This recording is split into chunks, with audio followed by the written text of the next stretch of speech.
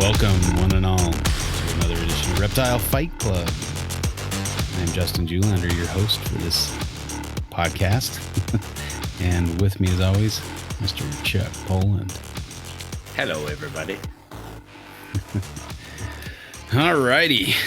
Well, it's the weekend. It is the weekend. Oh, I am too, man. Long week. Yep. I don't think the week is over for me, though. I got to give like 4 presentations to the NIH, and I'm not done with them yet. And that's early next week. I've got like Monday to do it, so I'm probably gonna have to work on them over the weekend, unfortunately. But what are you gonna do? I feel graced to have your presence here right now. Then. Oh no, it's not anything to be special about, but just work. Yeah. Wow. Just work. Okay. We gotta say how we've been accountable with the funds that we've been given for research. So, yep, good times. I'm sure it would put a lot of people to sleep. It would put. Wow, that's putting me to sleep, putting them together. So, now it's exciting. There's a lot of good stuff that we've been doing. The Institute for Antiviral Research. So. Nice. But enough about that. I don't want to think about work for a while. Me either. I had Marines run a blade from a V-22 into our crane this week, so I don't want to talk about. Yeah, that's not a good. That's a big thing. So you don't. Anytime you run a part into a $75 million or a $75 million aircraft into anything. It is a big deal. So that's terrible. Yeah. Please pay attention when you rotate. So yeah. Anyway, yes, let's talk reptiles. Yeah. What's going on in the reptile world? Well, let's see. I, in usual fashion, have seen like some promising stuff, and then I say something about it, and then I'm like, oh no, I've been skunked. So I'm at that point where I've said enough, and then I've been taking it back and said enough that I'm just not going to comment until things actually happen. So we'll see. Hopefully Tracy A stuff happens. I don't know. Sounds like Shane is gonna. I think he's gonna go. I think he's gonna two-peat. Yeah, I mean, yeah, that's good, dude. So yeah, that's awesome. It's nice for the species for sure. Yep, definitely. Yeah. So well, I've got a female jungle that's gonna lay any day now, so that's fun, and looks like 1 or 2 inlands as well. So that'll be nice. Excited to have more carpet python eggs again. It's been a little while. So, well, I guess it hasn't been that long, but it'd be nice to have at least 2 years, right? Yeah. I bet that feels. I mean, when you're the doctor and you're used to repeated year after year success, 2 years off must feel like a while. No, I haven't bred carpets very heavily for a while. That's a fair. Yeah, that's true. So. You definitely took a break. I guess the second edition of the carpet python book has got me a little more excited about carpets or something. I don't know. I paired stuff that I haven't paired for a while, so yeah, it'll be nice. But I do need to make some inlands for sure. Yeah, I'm excited about your inlands. That's cool. Yeah. I mean, inlands will always and will hold a special place in my heart. There. Oh yeah, you were one of the earliest people to breed them, right? Were you the second in the country or something? Yeah. Or? So Carrie. Well, Todd Carrie was the first, and then I bred the following year. So yeah, that was when? That was a long time ago. I don't even know now. Yeah, that was back in the day. Yeah, but they're fun, man. I feel like you had them, I had them, Todd and Carrie had them. A few people had them, and everybody who had them was like, "Oh, these are so awesome! They're so cool!" And trying to convince people of that, like, But Yeah, now, it's because they other, don't photograph well, yeah, they and they're don't. ugly babies like Yep. old other carpets. So, Yep. all that fun stuff. But But they're the that's most okay. rock solid. All of Oh those yeah. positives of carpets. They Mhm. have all of those attributes, and they're just they're tough as nails. They're Mhm. excellent feeders. They're docile as heck. Like Yeah. they have these colors and hues of that go into the purple and red, and they're just like outstanding, Yeah. but really hard to photograph. You're right. Yep. You're right. Yep. They're beautiful So, animals, though. yeah. Yeah, I'm excited at the prospect. Hopefully, I'll get some good eggs here. My blackhead eggs are going strong. I just checked on those, and Just what I was going to ask you yeah, about. That's cool, man. I'm excited yeah. for you I'm for not that. counting anything till they freaking hatch. So. Yeah, no, fair enough. Fair enough. But they look. I mean, they look good. So hopefully, I get lucky. But yeah, well, I need to, don't think it's luck, but I need to chat with some folks that know what they're doing better than I do. But I don't know. I just gave them a big space, as much room as I could. They take up a whole shelf of the incubator, and so we'll see how they do. You have them in a big. You have them in a big egg chamber. Then is that what you're saying? Yeah. Okay, okay. A lot of airflow in there. I've got some holes drilled in it, which I didn't have last time. Yeah. So I think a little bit of airflow, a little bit of air movement might be beneficial for those. I don't know. I guess we'll find out. I think that's what I thought I remembered taking notes when I talked to Casey. He was telling me about black-headed pythons. We were talking on the phone, a few months ago, and I thought that I had written down, but then I checked and I didn't have anything written down. So I think I meant to write it down, and then so I need to probably talk to him again, see if he has some good advice for me. So yeah, these are from his original westerns. So gotcha. If I could hatch out one, I'd be very happy. That would be really cool to see a little baby Western blackhead hatching out. So they got it, man. You got this. It'll happen. I sure hope so. After my 3 or 4 failed attempts up to this point, but I think this is the first time she's wrapped the eggs. Yeah. So that was a positive step in the right direction. There were 2 slugs in there. I just took those out earlier before we jumped on here, and they were kind of going bad a little bit. So I thought I'll just get rid of those, get them out of there. But nice. Yeah. And the couple of the eggs look a little, like they've got kind of that rough part where it's, a little discolored and almost like a boob egg, but, similar to that. Got you. Now, what do you do? Well, so we'll see. Yeah, I'm going to incubate them all. Yep. You hang in there and you run the deal. Yep. So, and then comes the fun of trying to get them to feed. So see how that goes, One step at a time, my friend. One step at a time. Just have to get them hatched out first. Yep. So. Yeah. Well, how are those geckos doing? Geckos are good. I need to, I'm a pathetic salesman. I need to get ads up and get some of these day geckos out of here. But I like the breeding part, but not the sales part. So it's a curse I have. Share. Yeah. So, and I want to sell them because I don't necessarily want to wholesale them, but it's kind of like I'm getting to the point now where I'm like, okay, either you need to sell these or you need to do something because you have eggs coming and you're out of space. And so, decisions. Probably late in the game to, I don't know, we'll put some ads up. We'll see. I just got to get off my ass and do it. So, but well, that's the fun of this, I guess. It'd be nice if it was an automatic thing, but you got to work a little bit, don't you? For sure. Yeah. Well, good problems to have, I suppose. Sure. I'm not saying why can't I get these things to breed, so that's a good thing. Yeah, that's true. I've never had anything. Once I got into geckos, I've never seen anything that breeds this like automatic and easy. And I'm just kind of like, oh wow, that's like, it's real. Like if you set it up right, like you're good. Yeah.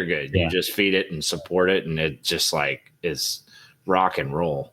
As long as you're feeding them, they're pretty I'm not used to, you know. Yeah. I think I might have a couple gravid geckos as well. Some Nice. my wheeler eye. So it'd be nice Oh. to get some of those. It'd be a new species for me. So Yeah. I probably need to work on getting another incubator. I don't have like a lizard specific incubator, so I just try to get the python incubator to work for the geckos. And they usually do better at like maybe 5 or 6 degrees lower Fahrenheit, of course. Yeah. But like 84, 85, but I've got, the 88 on the python incubator. So I probably should get just a little incubator that I can put gecko eggs in. And so I keep my room pretty flat temp at about 78, 80 degrees. So I just put all my stuff in like a, half full with vermiculite, and I put the eggs in there, put some holes in the top, and just set them on top of cages in the snake room, and they do fine. They do great like that. So it's kind of nice. But yeah, it is, you're right. It's a little too much of a temperature difference to try to, but again, though, I'm an idiot, and I've got viper geckos, and they like it a little bit warmer. So now they're in the incubator, but they're at a temperature that, I could probably get away with incubating all things in. So, I'm going to, if I get those carpet eggs, I'm going to try to, if I can get Tracier and I get carpet eggs, I'm going to all incubate them at like 86. I think I like the long, slow cook. I think, I think I don't know. I think you can, I feel like I get better results at a little bit lower temperatures. So I used to cook hot and fast, and I don't think that's the way to do it anymore. Yeah. Yeah. It'd be nice to have like an incubator, I've thought about doing this, having the top part, like the freezer part, be a gecko incubator, and then the bottom part be the pythons. But I have a full size, tall, old freezer that I turned into an incubator, and it fills up pretty well with it's a little hard to do, isn't it? Just because obviously, like in a freezer, the freezer actually cools the refrigerator through like a duct, right? So the two air spaces are coupled to each other, right? Oh, you're like you would have to find a way to moderate. Well, if you had seal it off, if you just completely sealed it off, have two different thermostats, one for the top, one for the bottom, and then seal it off with some spray foam or something.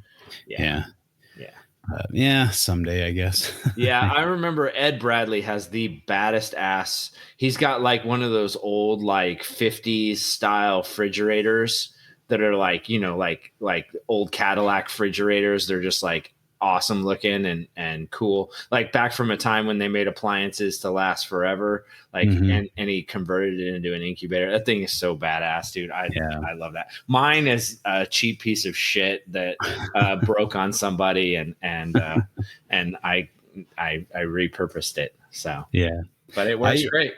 I'd like one of those old Coke, with the glass fronts and stuff. That would be kind of nice to have, just have the sliding glass front or something, or like they do. But maybe someday I'll have to replace my old behemoth with one of those, if I can find a good one that'll fit in the space I have here. But that'd be nice to be able to just look in and see, what's going on. For sure. I definitely like that aspect of it. And it's like, you kind of look at some of the incubators that are being produced, not necessarily the industrial, like scientific ones, but, like some of the companies that are making cages, making incubators. And I'm like, there are some features there that would be nice, but I don't know. There is an aspect of building and controlling your own incubator that is kind of nice. It's true. Well, the book is sent off to make a blue line, so we can have one final check, of the printed version of the book, and see, if we're happy with it, and then it's off to the printers. So I I feel like we're gonna get off of this podcast, and I'm gonna jump on Facebook, and I'm gonna see Nick asking for more pictures. And no, you won't have to worry. At least not for this book. Maybe right. for our next one, but it's the way it goes. I suppose. No, I know. I'm just being facetious. I'm like. Yeah, I'd always see you'd be like, "Oh, the book's almost done," and then Nick goes on and is like asking for some last minute pictures. Yeah. So right? Like, no, it wasn't long ago that he put a couple new ones in, and some pretty dang nice ones too. So I'm kind of glad that we got a couple in under at the end of the line there, but. It'll be nice to have it done. I'm excited to have this thing in hand. That's all I can say. You don't have any idea of when the printer's going to get to, and there's probably going to be delays. How that goes with all the delays, but we'll see how it goes. I don't know. I haven't really asked Bob if there are delays in printing. I know I don't know when their last book came out or if it's been impacted, but I know. Russ talked a little bit about that, but that was a couple years ago, that there were substantial delays. Mm-hmm. So not that we didn't help that, by delaying on our end. and that final check process, it can go on forever. Oh yeah, for sure. You're always going to find some minor little thing that needs changing and stuff. So finally you just got to say, okay, it is, this is what we're doing. This is what we're rolling with. So hopefully there's not too many errors or mistakes in there. And I mean, that happens. I was reading a book the other day, a reptile book, and there was, a couple glaring, mistakes within a couple pages of each other. So it happens, but what do you do? What do you do? Get it out the door. But we've gone through it with a fine-tooth comb a few times. Most of it was just like silly errors, like the wrong figure number or stuff like that. So I'll have my wife is an English major and a teacher, so I will have her go through the whole book and screen it, and I will let you know. I will say, Justin, on page. Yeah. No, I won't. I would never do that. Then we'll just call it the third edition. We'll just fix all those silly errors. The grammatically edited version, third edition. Exactly. I got some birthday money from my parents and Heidi's parents, and I'm trying to figure out what book to get. I want a reptile book. I think that's what I want to spend it on. So I'm trying to decide between a couple of them, but that I guess we're going to be at Bob's place in a couple months, so maybe I can just save it and spend it there. But that's right, you will be at Bob's place in a couple months, huh? Yeah. Fun. Yeah, it was fun going on with the guys and talking about the trip on the NPR. That was good. That was fun. That was good. Good times were had. Yeah. Can't wait to get out there and herp again. Yeah. Yeah, it was funny. I was listening to an episode of Snakes and Stogies, and all I can think about is Smitty tears whenever it's just so funny. Justin mentioned that. I think it was on either Carpets and Coffee or something about what is do we really need to use the Smitty tears?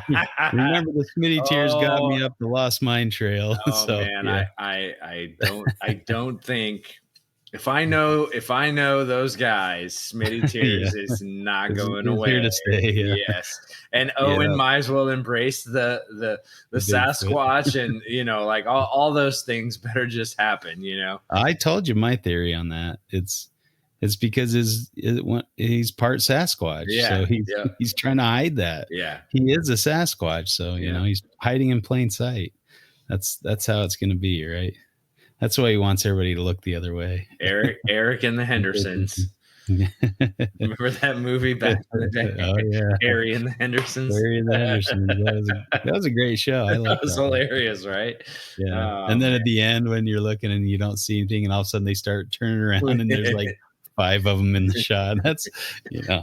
I guess they'd have to be pretty smart though to survive this long without having one hit by a car. Yeah, or, the odds. The odds are. I mean, I think I've heard the joke of Sasquatch is the world hide and seek champion. Yeah, and that would absolutely have to be the case. But it's interesting. I mean, if it, either there's a whole group of people who are absolutely completely insane who go out into the woods and hear this really wild stuff going on, or there is a group of just savage, trollsters out there just scaring the shit. Like it's this giant game of troll, troll the hell out of people. I mean, that famous one of the, the kind of the iconic one of the one walking in the wood, that one was, the guys admitted to setting that up and faking that, so I think, like, I don't know, I there's a lot of things that go bump in the night.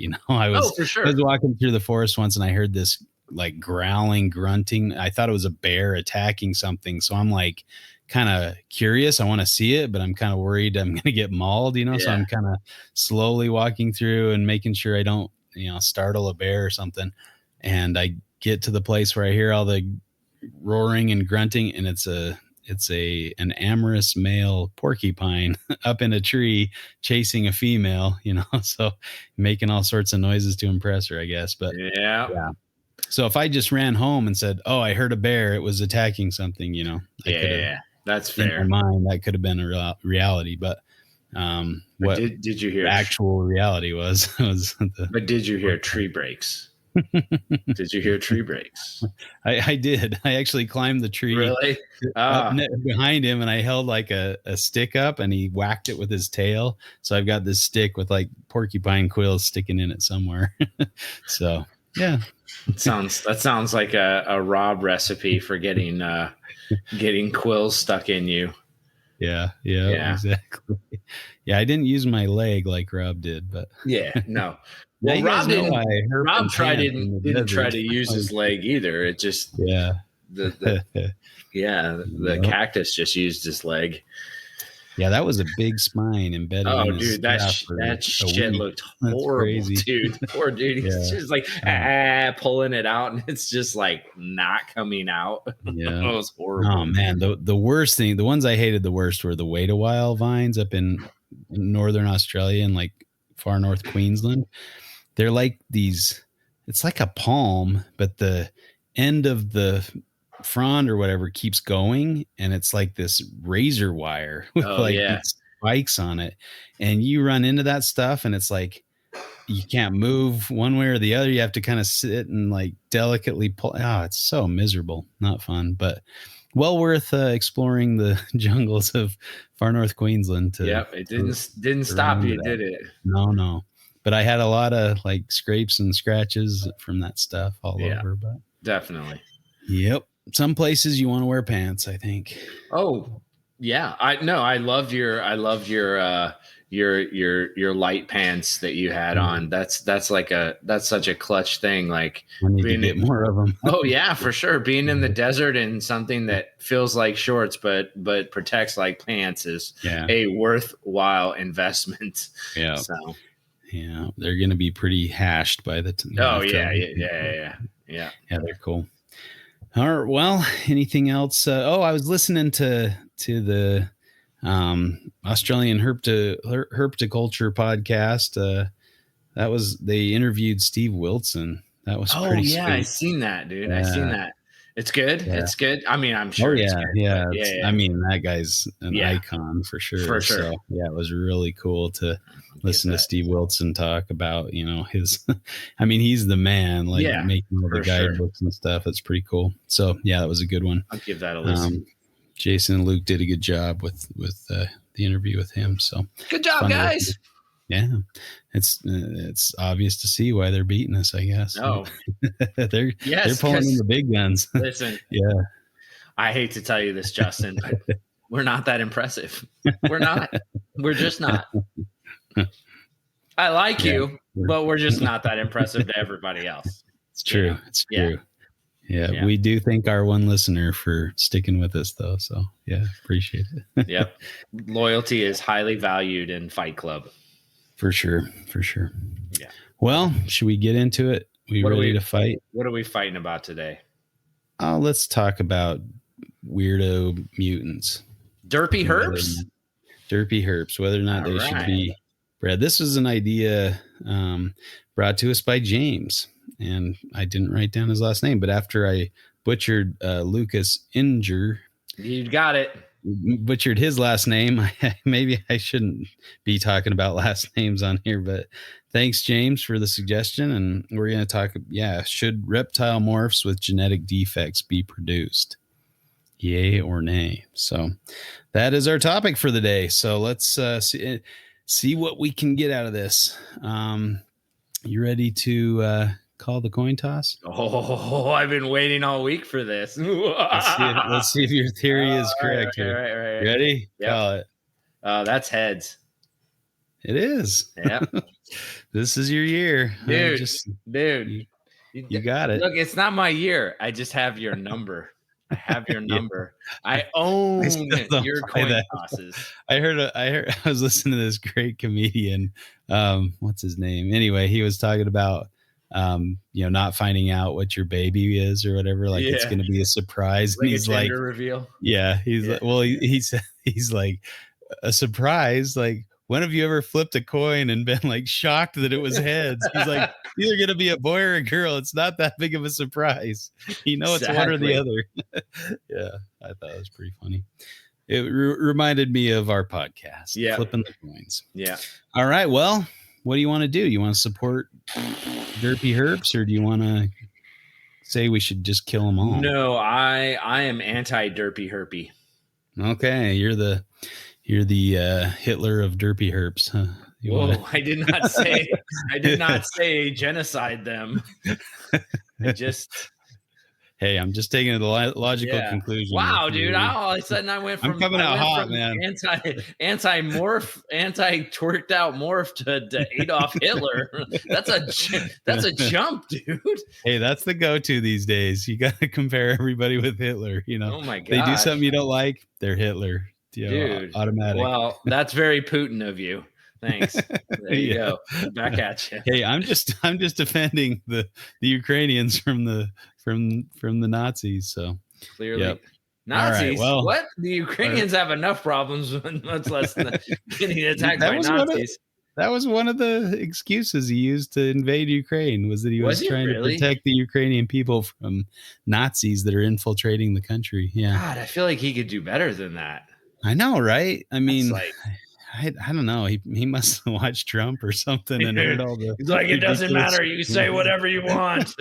Okay. We'll stop with all the right. politics. Yeah. Sorry, nobody loves that. All right. Well, as the coin toss winner, I assume you're going to have me go first. Oh, you know me so well. All right. Well, I'm going to come out with the first point of we are working with snakes in boxes. These are not going to go repopulate the wild. They are just for our enjoyment. And I suppose that one of the big enjoyments that people have, especially in our morph crazed herp society, is that we like pretty snakes.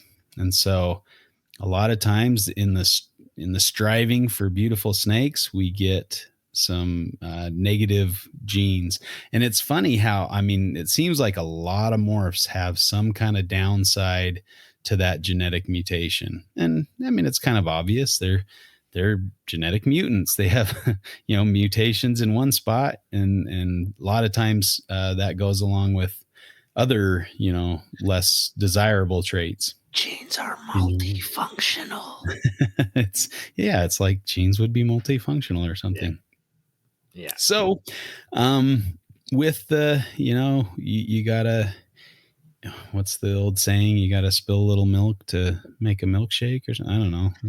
That probably isn't real, but yeah, I don't think you need to spill any milk to make a milkshake. I think actually putting it all in the blender is how you get it done. But all right, whatever. We're running with that today. My old timey saying did not work there. But, yeah, no.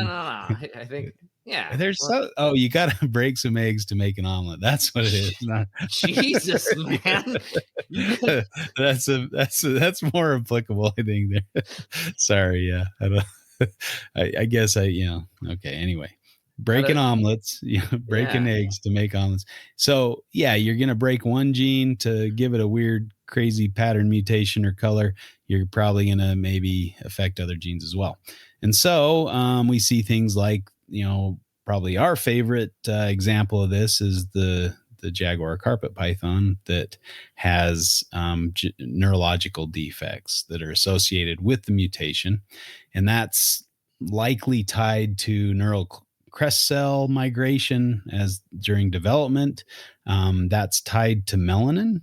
The neural crest cell migration has been shown to be tied to melanin. I don't know if they've showed that in snakes in particular, if that's just kind of a general thing. I remember Ben Morrill was the one that kind of cued us into that little hypothesis, but it makes sense. I mean, and I think that's consistent with other reduced melanin mutations.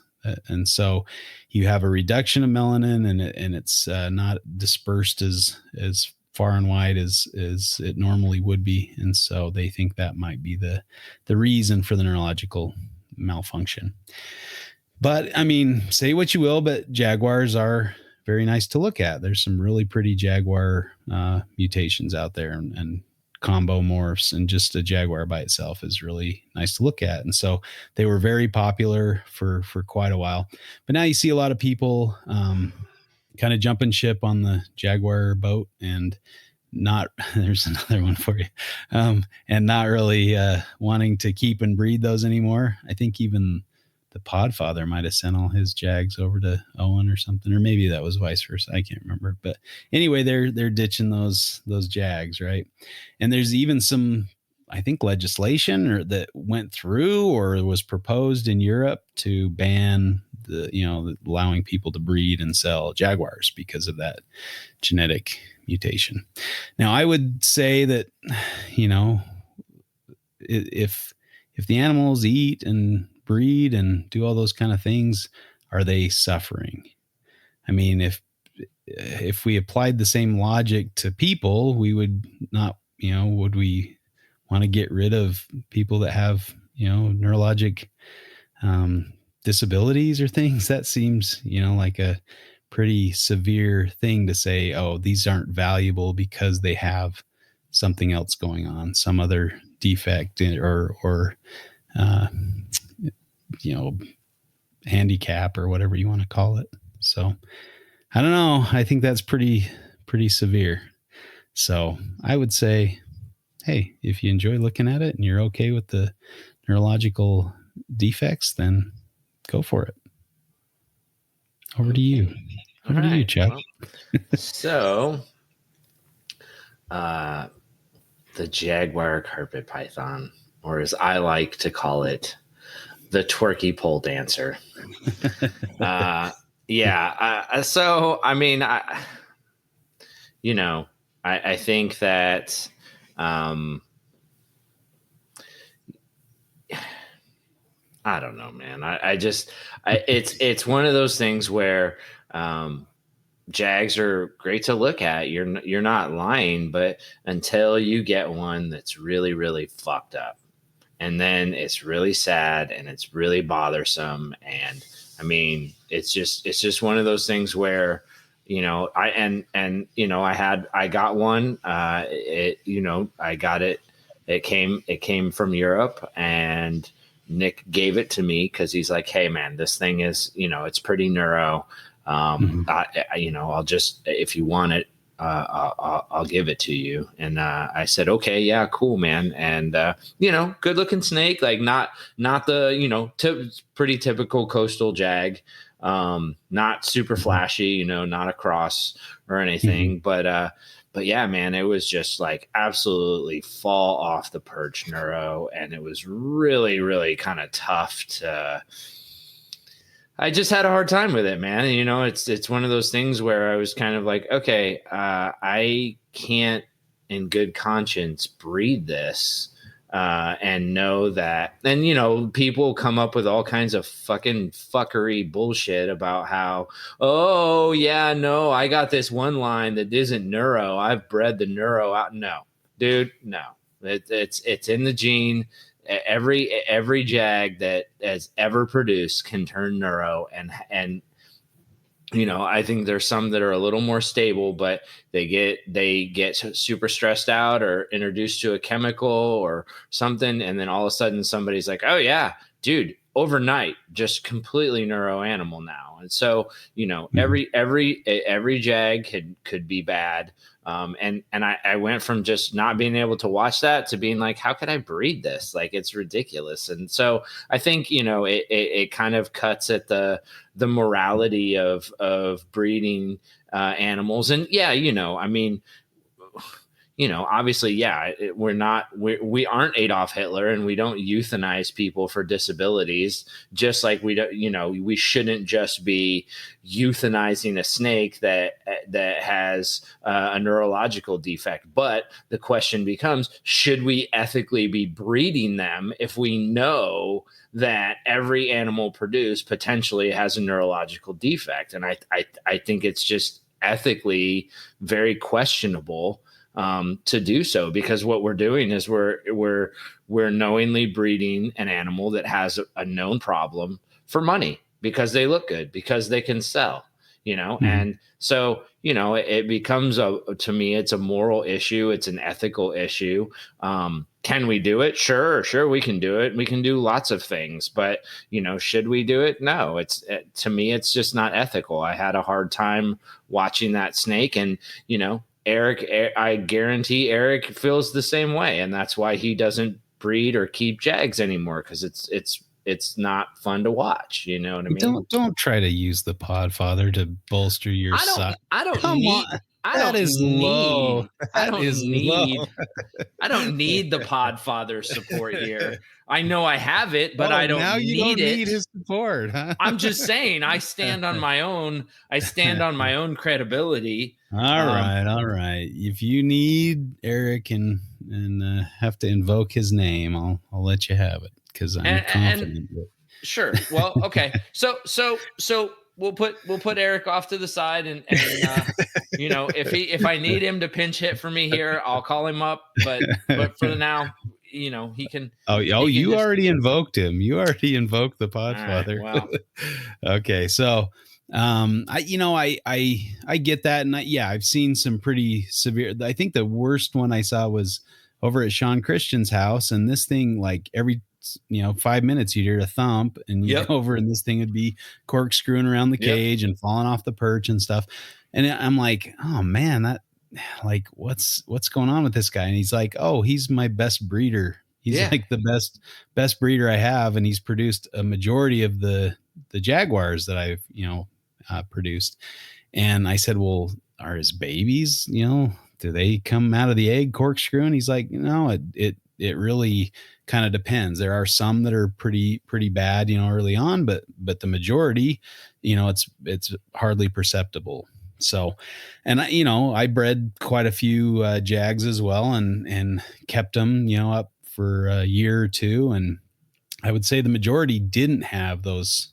I don't think I had any that were very severe, that would sit and corkscrew and fall off perches and stuff like that. They might do the loop-de-loop once in a while, or they might, shake a little, things like that. But I think the majority were for the most part normal, and you wouldn't really know that they were neurologic unless, like you said, you stressed them out. Or I don't know, man. I think you can flip a jaguar upside down and you can see it instantly. Every jag that I've ever seen that got flipped upside down, they have a spatial issue. They have a neurological spatial issue where they don't flip themselves upright normally. You know what I mean? I've seen regular snakes kind of do it, but they right themselves. You know what I mean? I guess I don't go around flipping my snakes over. It's just one of those things where that was taught. That was something that was talked about, and every jag I've ever seen, you can flip it upside down, and it spatially just doesn't do what a normal snake does and right itself. Does that mean that it's super neuro? No, it doesn't. Does it mean though that it can't become super neuro? No, it absolutely can. And that is something that, I'm not really arguing the fact that, they don't have it at all. I mean, I'm saying there is some degree of it, but to the normal person, you're not going to notice that.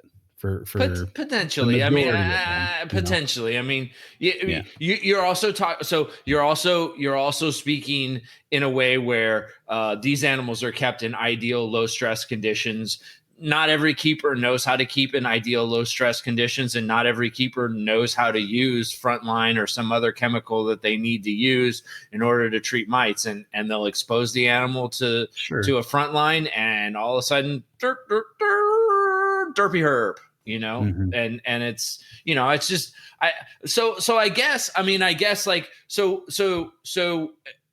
I mean, it's really just an ethical question, right? Is do cool looking snakes trump the efficacy around breeding stuff that has issues? And you can look at granites, you can look at, and there's some granite lines that don't seem to have as much of an issue, just like there's some jags that seem to have less propensity for neurological issues, but nonetheless, it's all still there, and it's like we've talked about it, it's inherent in what happens when you mutate genes and you change gene function a little bit. It generally has, multiple effects, and not all of those. I mean, why would we think that altering genes would always be a positive thing, right? Yeah. Well, and I mean, we're not altering them. It's nature that's altering them. Well, like, we're not producing more of them. Okay, yeah. I mean, we're perpetuating a natural defect, which would have been deselected out in nature. Maybe. I mean, I found. Yeah, I don't think the derpy jag would be the dominant.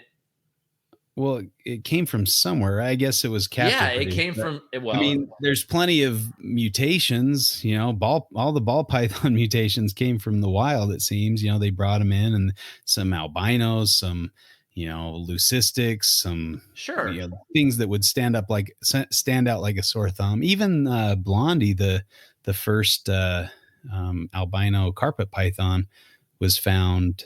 Wasn't that an older animal when it was found, or was that I think they found it as an adult, or maybe there was a hatchling. You're the one with the book. They found a couple. They found a couple albinos, so I'm getting confused on which one. But it seems like one of them was an adult when it was found. But so I mean, there is a chance for these mutant animals to make it out in the wild. And I saw a one-eyed water python. It had a pretty severe defect where it was missing an eye, and there was just normal skin there. And we do see kind of that sometimes when animals are either inbred or genetic mutants, you'll see some born without eyes at times. But this thing was out in the wild, living its best life, doing fairly well as far as I could tell. It had some size on it. It wasn't like a fresh hatchling or anything, so obviously it had done all right. And snakes don't, especially pythons, don't necessarily need to have the greatest sense of sight, I would say. So anyway, there was another instance of this bearded dragon adult that had a full-on hairpin kink in its back, like its spine was in a hairpin shape, sticking out like almost like a Quasimodo. You can almost pick it up by that. But I get that. And so bad things happen, but that's not what. Here's my point. Make a point here. Yeah.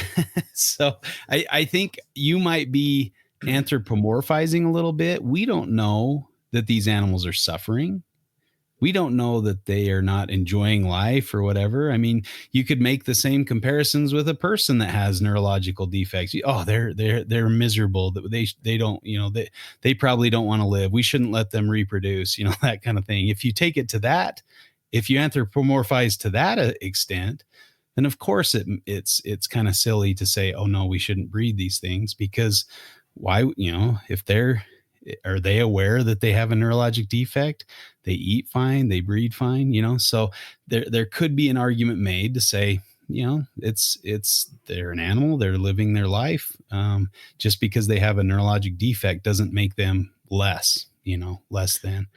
It might bother you to watch that or to see them, where in your mind struggling, but maybe they're just fine. Maybe they don't perceive that as struggling. I guess that's sure. So what is ethical? What is and that's I guess a floating scale, right? Topic, right? Yeah, sure. Yeah, exactly. So, I mean, sure. But we're also not breeding humans with defects for money, right? Like, so there's a Some people might be. there's a monetary issue with this. So we're, I don't know. Would you consider like extreme height? Like it seems like the population is growing in size, like height wise. People want that mutation. We're growing taller as a people overall, I think. I don't know. Is Yao Ming normal? Is he a genetic mutant? No, Yao Ming is rich. He is yeah, rich. Exactly. So his height has made him rich. Yeah, genetic jackpot. I don't know what you want to call it, but anyway. Yeah. Well, sure.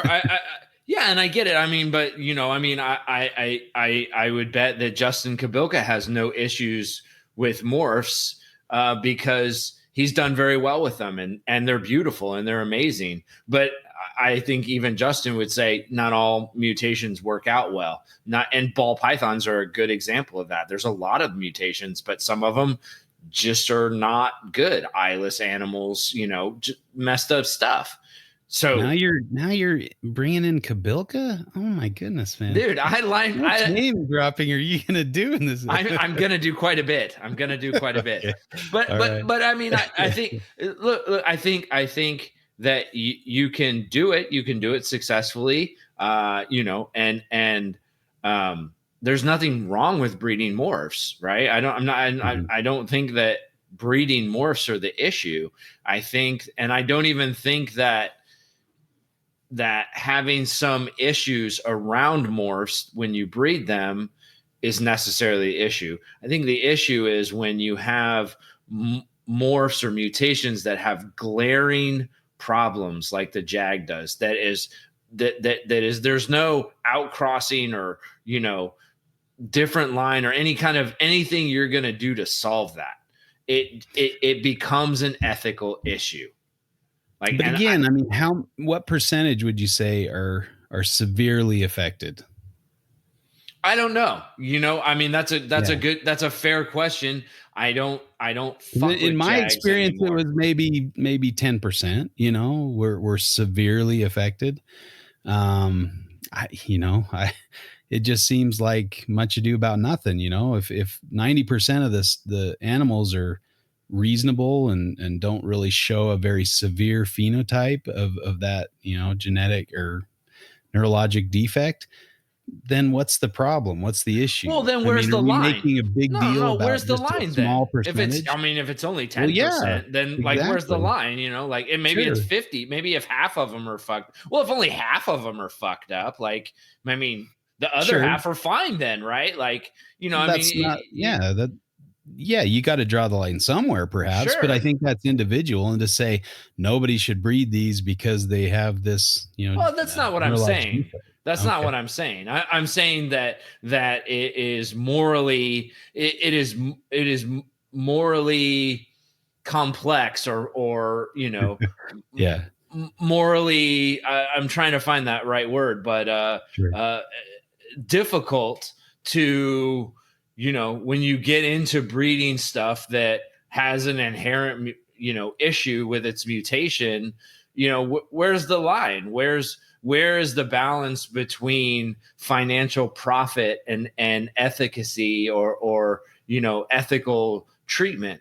I mean, we talk so much shit about being good keepers and treating animals ethically and all the what bigger cages and providing all of this enrichment and all of these things, and here we are breeding fucked up stuff, being like, yeah, only some of them are fucked up. Like, okay, and I'm not saying that there's 10% is too much. I'm not even saying 50%. I'm not making that moral judgment. That's not my place, right? But yeah, but it is. We have to recognize that it is a slippery slope that we're in, right? Yeah, and I think that's part of the point of where I'm coming from is a lot of times we use these things to kind of shame others, like you said, with the whole naturalistic keeping or whatever. Oh, you're not keeping in a active vivarium. Oh, you're not a good keeper. Or you don't give your animals a room to themselves, oh, you're terrible. Like kind of that hypocritical, like, oh, if you're not doing it like I'm doing it, then you are not doing it right, or Sure. you are not as good as, Well, and like, look, man, there's always people out there who want to set themselves apart. At one point in time, it was, it was lineage charts. Oh, if you don't have a lineage chart and you don't know the history of the hearsay of where all your animals before it came from, Sure. There's a million ways that people can try to, and it's you on what you're doing. Come on, man. Like you said in the beginning, it's just snakes in boxes, right? Yeah. But we're keeping it's live animals, right? It's we have some onus for efficacy in the way that we keep and treat animals. So, we would feel that it's morally reprehensible if somebody kept animals in squalor conditions and, didn't provide them access to clean water regularly and didn't clean their cages and didn't do those. It didn't provide them the proper heating and lighting conditions. Like that would be unheard of. That would be, shout them down from the sky type of thing. But yet, but take it the other way, and then you run into like zoos mandating a water bowl be in every cage and have fresh water at all times, even for things that never drink out of a water bowl and wouldn't know what to do with a water bowl, and almost can be damaged by the water bowl if it spills in their dry, arid environment, So, you can take it to the other extreme as well. And so, I agree. To say, I think that's kind of, where do we draw the line and how do we get that line? And that's the tricky thing, because I think it seems like, people weren't jumping the Jag ship when Jags were worth a lot of money. 100%. So I think you do have a point that, we'll put up with that as long as there's money to be made. But as soon as the prices go down, then it's like, oh, we can't be breeding these things. It's too unethical. It's unarguable that the moral compass of the reptile community points towards money. Like there's no argument there.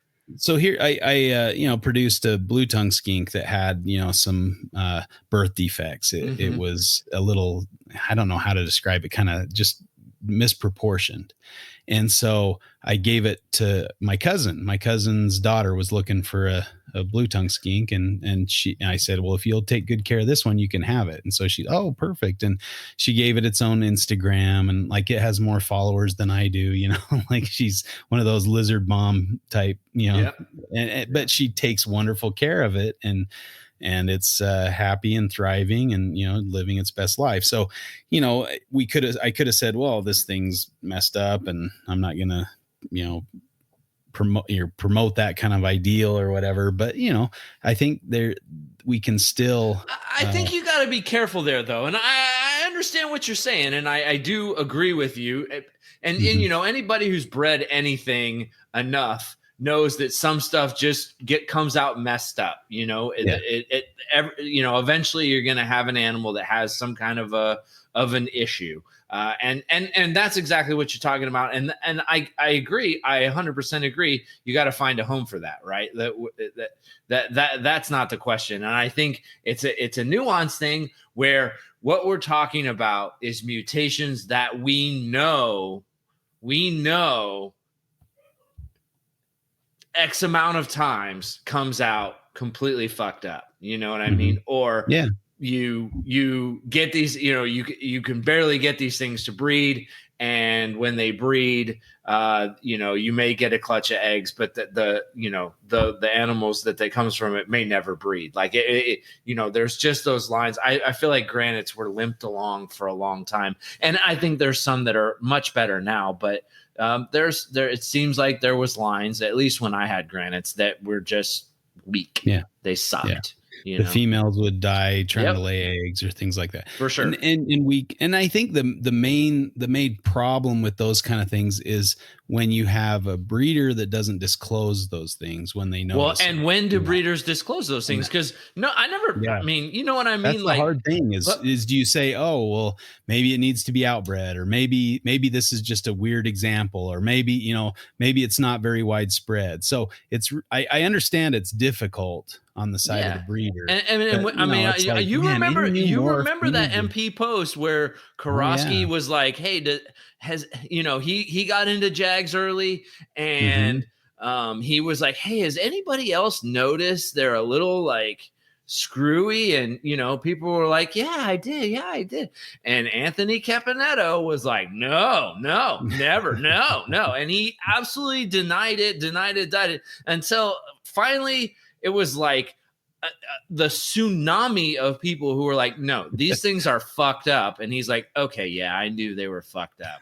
Like that. I mean, it was just like, he still thinks that tigers are a co-dominant thing. oh So, my God. and he'll yell at you till he's blue in the face, telling you that you're wrong if you and say he doesn't they're even keep them. polygenic. He doesn't even Yeah. fucking keep them anymore. Well, and he was always more, I mean, gosh dang, the last time I talked to him, I don't know how many times he said, do you know how much I make? Or do you know how much money? Exactly. So he's focused on the money. The moral compass ports towards money.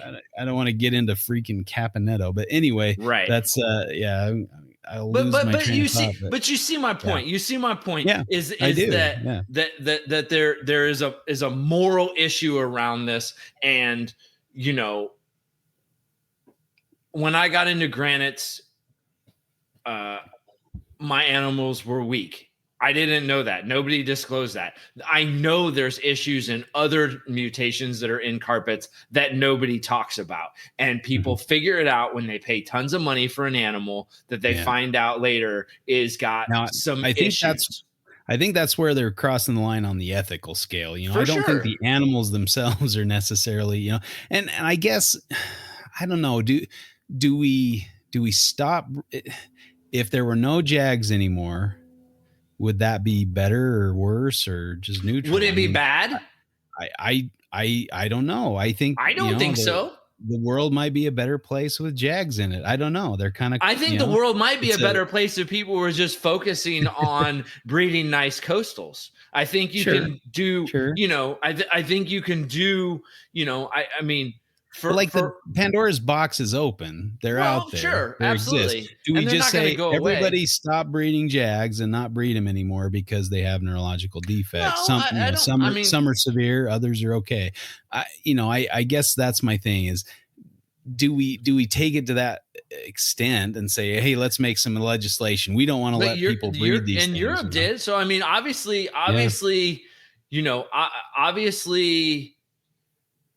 governing bodies look at this from an ethical perspective as well. And, is that fair? Should they be meddling in it? We could have a whole other fight club on that. You know what I mean? Sure. But it's not, just to say, well, who are you to say that, what's ethically right and wrong? Like, it's an easy target too, because they can say, oh, look at this poor snake. Oh, he's spinning around and falling off his perch. Why are we doing this to these animals? And I think that's, pandering a little bit, trying to say it's like the commercials of the HSUS, making everybody's heartstrings tug because these poor puppies, and then they don't even use the donations to help puppies. They're just trying to pass laws or something, but they're using something like this, making, again, much ado about nothing. I don't know. I get that. I get that. And that is how wildlife are protected. That is how, people pull on heartstrings. That's how that shit works. But, again, it goes back to what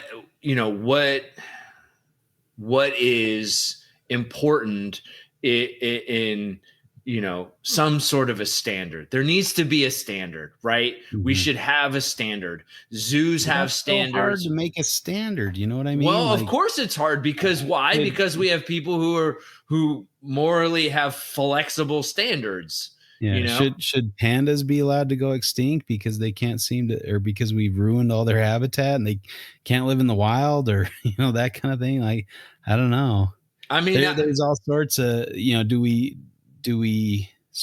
what was I heard a podcast where they're talking about there are some skinks and a gecko on Christmas Island, the one that's by Australia. mhm. And one of the zoos in Australia went to great lengths and cost and, spent a lot of money to make a breeding facility at the zoo to perpetuate these animals and keep them from extinction until the time that they could, rid the island of some pest or something so they could, put the animals back on the island.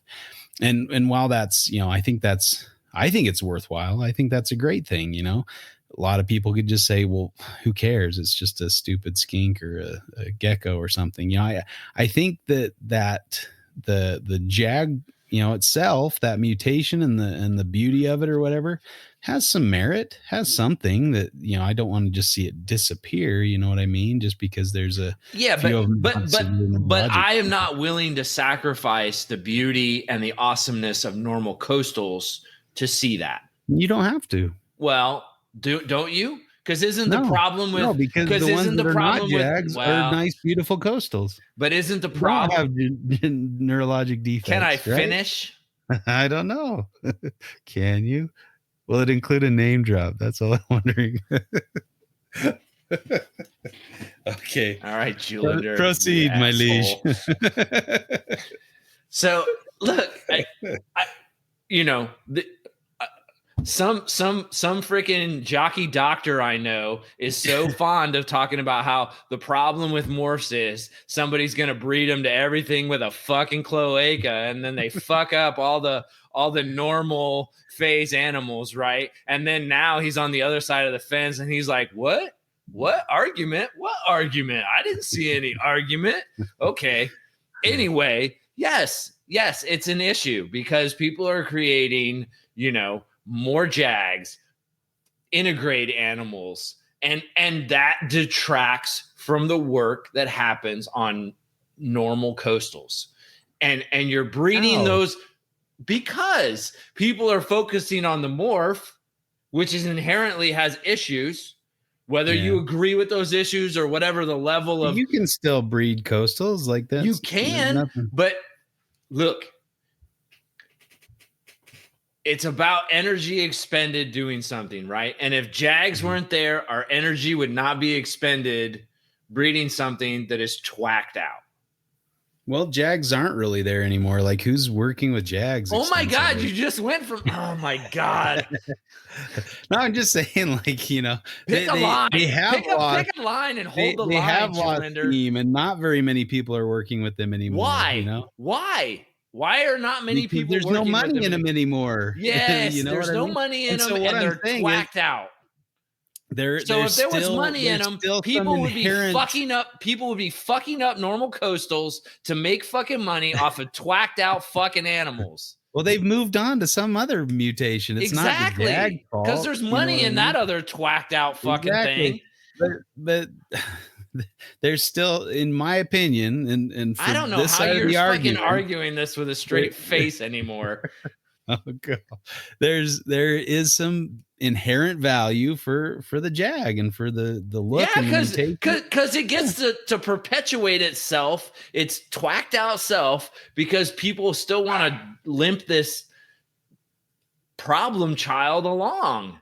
If they would just not produce it well enough. I mean, my contention is any mutation that is that messed up it's gonna work itself out. It's gonna be gone if it has that many problems. Jags just don't have that many problems. They breed just fine. They produce babies just fine. There's plenty of jags to be found, if you want to make them. They're not hard to make. They're not so messed up that they can't make more of themselves. So I guess that's my contention, is if they can produce offspring, they can pass on their genetic information, they can live their best life. Who's to say that that's wrong or that's a bad thing to perpetuate? Because if we're moving in a direction, we all have to kind of say, like, all right, what are the positives and negatives of the direction we're moving in? And I've Since heard when has you herpetoculture ever done that? Like, I know, and that's a I've pipe seen dream and right I've there. seen you pull your hair out time and again because they don't. And I Hey, agree with I you. lost the coin toss. I got to go with what I got. I got man. you, man. I got you, but I gotta point this stuff out. You know, But I still maintain that I would rather see some form of Jaguar at some point in the future. I don't want them to disappear completely. Not that I think they should be mass produced and, but I mean, they're cool looking snakes. There's some really cool combinations, that kind of thing. So but if they weren't, you're into but that, if they weren't here, if they weren't a thing, would carpets suffer because of it? I say maybe 5 years ago, maybe a little. Now, no. Who who's cares? really, Nobody. I mean, Yeah, but nobody was really excited about coastals before Jags came along, really. I mean, they were kind of the trash carpet for a lot of people, right? I mean, they're kind of the dark horse, right? Nobody really wanted to. Yeah, very few people wanted to work. I won't say nobody, because of course you like coastals. I love coastals. I think coastals are the coolest. Like, and there's some gorgeous coastals out there. If people would get busy the, breeding good coastals, they would see how fucking amazing they can get. Like, and that's the fucking problem, is people are wasting their time breeding Jags when they should be refining regular coastals. And but if it's not Jags, it's hypos, right? Exactly. It's caramels. It's a morph thing. It's not necessarily a Jag thing. I guess I'm trying to decouple the argument that the Jags ruined coastals. No, the Jags didn't ruin coastals. The focus on morphs ruined the coastal projects to a large extent. I agree with that. It's easy to get a single gene animal to make more of that beautiful single gene animal. And I have no issue with tigers. I have no issue with caramels. I mean, look, caramels, this stuff came out of wild populations. Like, it's not something that, like, I think that caramel, red, tiger, all that stuff is in gene flow in wild population. Sure. It's not something, this is not something that's humanly unique. So, what we're talking about, but Jaguars are not. Okay? Well, I would disagree with that. There's genetic reduced, pattern animals in the wild. Jaguars are in the wild. Like animals that you would look at and say fair. That's a Jag, you could see those in the wild. I'm not saying it's, it's not impossible to see, a carpet like that in the wild. Okay. That's fair. Yeah. That's fair. It's just, we have not seen a Jaguar come out of the wild, or Australia has not pulled a Jaguar. Why? I don't know. There's probably. Well, I'll give you that. Yeah, they're not going to be very fit in the wild if they're falling off their branch and making lots of noise. They're going to get picked off by a predator pretty quick. Right. But we're not the wild again. We're keeping snakes in boxes. So no, and as long as you're getting enjoyment out of that, and I mean, to say that the snake is suffering, that's a little bit of a stretch. I think there's I also think that's a funny argument too, because you're right. Who's to say it's suffering, but who's to say it's not? You can kind of hide behind the veil of, well, you don't know what it's feeling. You're not in its head. Like, but you can also say it's breeding, it's eating. If it was miserable, would it be able to do any of those things? But if it wouldn't breed, and it wouldn't eat, we wouldn't be talking about this right now. Yeah. I mean, it would be they've done very well. There's plenty of, like I said, plenty of Jaguars have been produced. But just because you can eat and you can granites or super zebras and things like that, right? I mean, yeah, obviously. I think the question is, you can still eat and you can still breed. I think the question is quality of life, right? And you can still perform those basic functions. By what I don't know. I'm just saying that there is, And I don't set that standard. I'm not saying Yeah. that like But that that's I the know thing what is if that standard is, but that somebody's going to set it, if we have a good argument to say, look, yeah, they have a genetic defect or they have a neurologic defect. European wildlife regulators said I that know, I I know, mean, but so what are they basing that on? They don't keep them. It's like if somebody gets in, some hair in their, derriere, then a they're harrier. gonna make those kind of calls. But is it correct? I would argue it's not correct. But Well, I don't. I we mean, I shouldn't be making laws against keeping these things. But again though, anyway. again though, it's a it's it it's some degree of where the line gets drawn, right? So maybe jags aren't quite the line, but then where is the line? You know what I mean? Mhm. And that's what I'm saying is like I feel like the line is nowhere as long as the line isn't clear.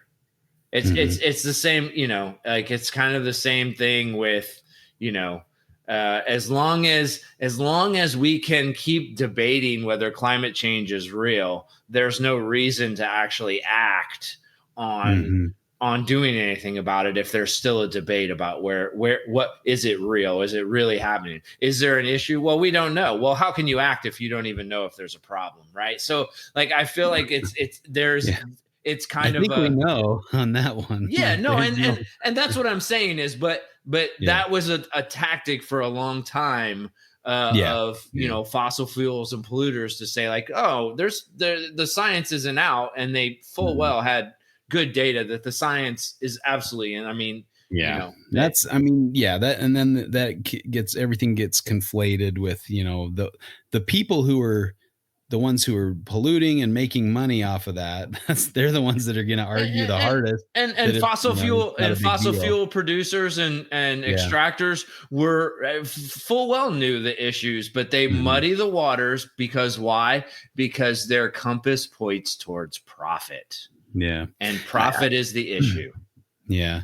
I think we're spending a lot of time talking about Jags. And of course there's other, different, I guess what most people would, or some people at least would What consider, else have you heard that's fucked up? messed up, like, like the duck bills or I like think you should drop. I think you should name drop now. Give me some morphs that are fucked up that people don't know. Come on, come on, come on, well, that come on. people don't know. I Oh, don't I know don't any know. that Come people on. don't know.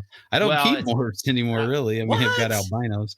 I think what Look are at you over here, albino carpets are a little more You, ornery or something. I've heard, but oh, dude, yeah. that's a fair statement. But Angry, pissed off. like, I think, the super cinnamons with kind of the duck bill, that people don't Mm-hmm. like the look of that, and so they say, oh, we shouldn't be breeding those. But it's, again, I bring back that bearded dragon out in the outback with the hunchback, or the goofy blue tongue I produced.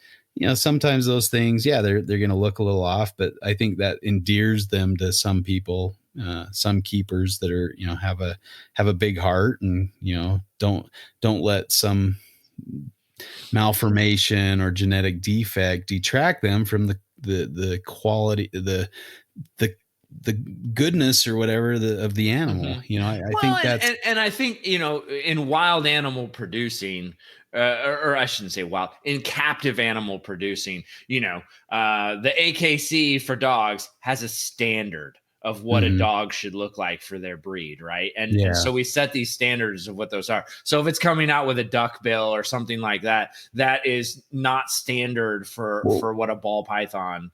but some of If those we were to standard put a looks, right? well, And and I that's a agree. great No, I agree. example. I mean, Yeah, but like the and bulldogs can't even give sure, birth on their own. They have to no, and be they're so protected, jacked up, and Yeah. that's what They I'm can't saying breathe is right, it's an artificial standard, right? Sure. Yeah. We're setting these standards, and basically a lot of Well, these those dogs standards are because of set Yeah, back in the And some of them, I mean, there's 1500s or something. there have been newer breeds that have Yeah. been introduced, and they create a standard for what it should look like. But you're Mhm. right. Some of these pug dogs, they can't even breathe, and they don't live very long because of the issues that they have. But Yeah. but it's like in their standard. You know what Or I mean? the size of the dog, like the Yeah. Great Danes have hip problems and don't live very long because of, I think, yeah, it's hard to say. And obviously, like a Great Dane with hip issues that only lives, a certain amount of time. Well, does that mean we shouldn't have Great Danes, or we should get rid of them or stop breeding them? No, because of it that? means that we That's the should hard thing. ethically disclose and work to, I mean, breeders should be testing their dogs for hip dysplasia and things like that and disclosing it. That's what a good breeder does, right? Yeah, but it's part of the mutation, part of the Right. gigantism And, or and, whatever. and, and so if you produce a dog that has whatever, I don't know how they determine that test for hip dysplasia, but if Mhm. you get a test and says the dog has a high likelihood of hip dysplasia, then you can still sell the dog, but you have to disclose that it has that issue. But why not just stop breeding the breed if there's those issues? Well, It's the same argument against keeping Jags, right? To say we shouldn't breed Jags because a certain number of them have these severe neurologic defects, where the majority don't. Right. Majority But- have very slight. and as you pointed out, where's Yeah. the line? Yeah. Where So we like the when we thing, start- we want the thing, Mhm. but where the line of ethical, because I do think that they're dogs, if we're using the dog argument, that probably borderline on not good. Like it's not ethical. Or that have developed further than the original standards were set. Like what was Spuds McKenzie? He was that bull terrier. Yeah, he's a and bull the bull terrier. terriers kept getting longer and longer, like more, and it just kept going until they were having issues, Until they And look like anteaters. Yeah, exactly. And now you look at like what the trend is, and it's what we would have called mutts back in the day, except now they have fancy names like Golden Doodle, or and everybody is charging $1 million. People got smart and were like, wait, we can outcross this stuff Exactly, and we'll shore it They're gonna up, be but we'll stronger, sell they're it gonna as a be- new thing. Uh-huh. Oh my God, that's genius. Like, I mean, that would have been like the reject mutt back in our day. and this is why I'm like, hey man, integrate carpets are awesome. Like we just need to get everybody else on that, and then people would be oh yeah, these things look crazy. They're awesome. Hybrid vigor. Yeah, exactly. They have hybrid vigor. They're bulletproof. Like, oh my God, that's amazing. So I don't know. Yeah, there's definitely a lot of things to consider and think of. So before you go and condemn a morph, and say nobody should be breeding it, give it a little thought. Think about what we've said and either side of the argument. Get those twacker jackers out of here, man. You don't need them. No way. Later. Sieg Heil, mein Führer. Take a short walk off a derpy perch, man. All right. Well, this was an interesting topic for sure. Thanks again, James, for the suggestion. We had fun. I hope I didn't hurt Chuck's feelings, though. No. Okay. No. Good. He can hold his own. Yeah. Well, anything else to say? I am done with you, sir. All right. I thought so. I thought as much. You and your compass. All righty. Well, we thanks for listening, everybody. We appreciate it, or sir or ma'am or whoever is our one listener. We would like to thank Morelia Python Radio for sponsoring our podcast and for having us on their platform. Check out their content. Their site is moreliapythonradio.com, and they've got a lot of good stuff. A lot of the good merch. Stuff. Yeah. The content. The Podfather. The Mac and Wookie.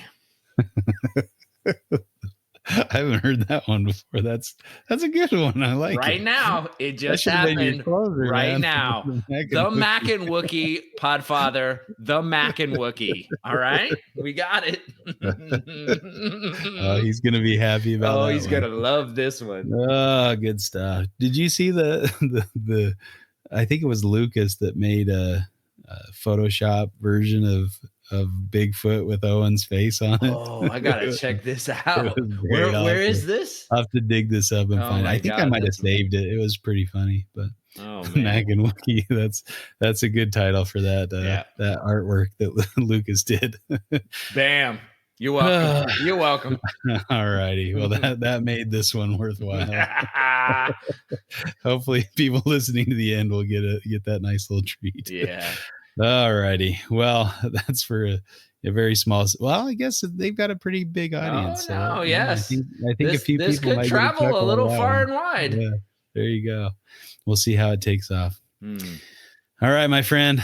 Thank you, and it's good fighting with you. All right, Dr. Derp and I are out. Fight Club.